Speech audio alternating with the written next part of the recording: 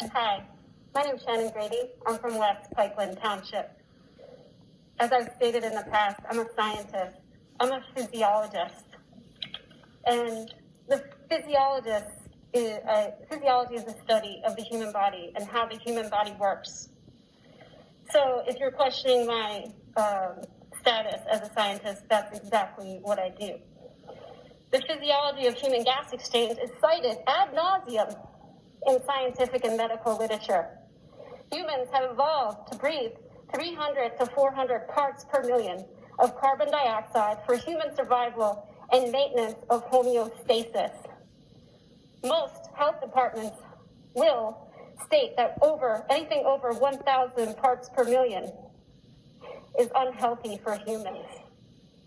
CO2 levels above 600 will cause physiological changes to multiple organ systems, including the brain, the heart, the lungs, kidneys, and the immune system.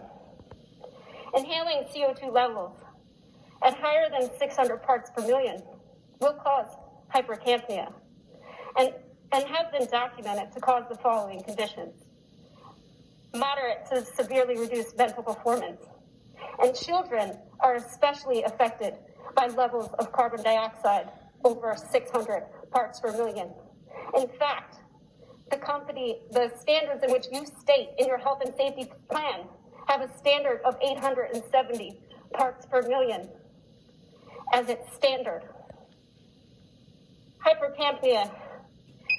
Oh, just ignore that beeping. That means it's unsafe for humans. That's okay. We can ignore that. We can ignore that beeping. I'll continue. Hypercapnia is known to cause the following conditions: drowsiness, headaches, labored breathing, respiratory metabolic acidosis, toxicity, unconsciousness, tachycardia, cardiac arrhythmia, convulsions, and death. I'm right now at 1147 parts per million, but that's okay. Ignore that. It's safe. We're all okay. The kids will be fine. Masking of children for 8 hours per day is human experimentation. In fact, I was an animal researcher, and it's common practice to euthanize laboratory animals by increasing carbon dioxide levels in this manner. But that's okay. They're only children. Carbon dioxide levels above 1,000 parts per million is especially problematic in schools, where students require increased concentration and attention to learn new information. I'm already at 1,300 parts per million, and I don't know how long I've been standing here, maybe 2 minutes, but that's okay. These levels will cause substantial discomfort, will hinder students from performing optimally in class, and there's numerous studies to show as such. But this district has failed to provide such data, so I've collected it myself. Anything above 1,000 parts per million will hinder students' performance, impede the development of their cognitive performance in the long term. I'm sure you've gotten reports from many parents. We don't stand up here and fight these mask optional choices because we're political.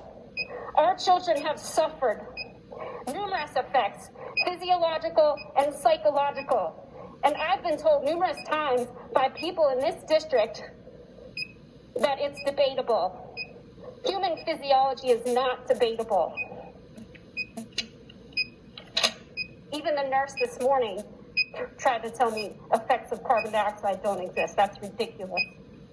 Acute metabolic acidosis causes deep, rapid breathing, which increases the amount of exhaled carbon dioxide. What happens when these levels rise is a negative feedback loop that exacerbates the respiratory rates, which further exacerbates the conditions. Now, we're expected to have our children wear this for 8 hours a day. It's human experimentation. The impact of CO2 levels on children's cognitive performance is extensive. According to a study from Harvard University, increasing CO2 levels by 400 parts per million would result in a decrease of cognitive functioning by 21%. I'm sorry to interrupt, but your 5 minutes is up. Thank you. My 5 minutes is up. I'm already at 1,700 parts per million. So take that. Thank you. You're welcome.